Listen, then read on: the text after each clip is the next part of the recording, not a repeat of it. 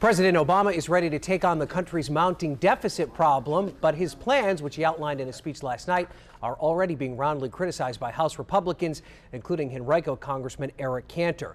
And joining us now to discuss the budget battle is White House Deputy Communications Director Jen Psaki. Jen, thank you so much for being here. Well, thank you for having me.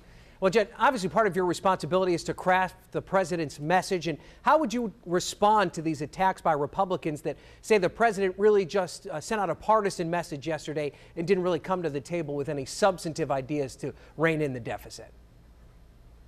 Well, what the president proposed yesterday was a serious plan for bringing the deficit down by $4 trillion over the next 12 years.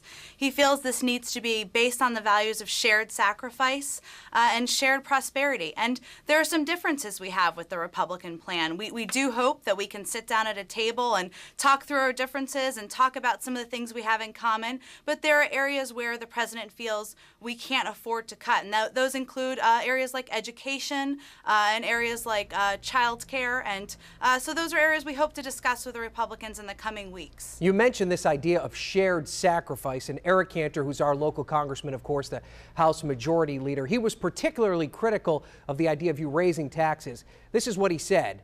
The president delivers a speech in which the only concrete proposal is that he offered to raise taxes. How would you respond to that criticism? Is this plan really built on the idea that we need to raise taxes? And is that what you mean by a shared sacrifice? Well, let's be clear about a couple of things. One, the president has cut taxes for the middle class more than 25 times. He's cut taxes for small businesses 17 times. What he's talking about is the fact that we can't afford to extend the tax cuts for the highest income earners.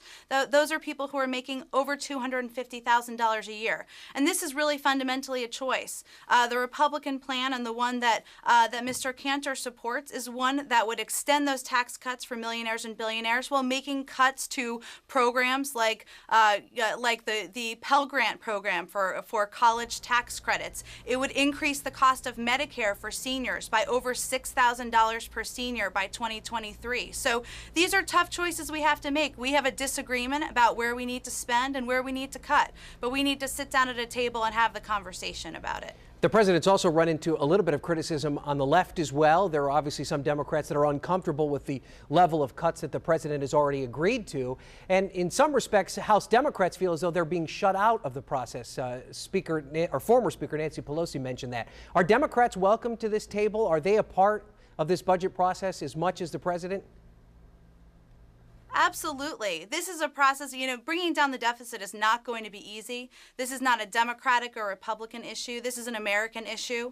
And this is one of the reasons why yesterday the president announced that the vice president would be leading a process starting in May, so just a couple of weeks from now, where he was going to have, he will have Democrats and Republicans, people from both sides of the aisle at the table. And we are hopeful that we have ideas from Nancy Pelosi and Eric Cantor and everybody from both sides of the aisle, and maybe people from outside of Washington as well. My last question for you, Jen. Obviously, the president ran and won an election based on this idea of hope and unity. This is obviously an issue right now, the budget in particular, that's divided a lot of people. How can the president bring back people to the table to come up with a common solution to solve which is really a mounting crisis? Absolutely. Well, we've seen through the tax cut package that passed in December and ensured that taxes didn't go up for middle-class families. And even last week, it was a little messy at times, but Democrats and Republicans worked together to prevent a government shutdown. And what we're hopeful and what the president remains hopeful of is that we can do the same thing, that we can sit down at a table, we can have a civil conversation about areas where we agree and areas we can move forward to bring the deficit down while not hurting our economic recovery. All right, White House Deputy Communications Director Jen Psaki, thank you so much for joining us. We appreciate it. Thank you.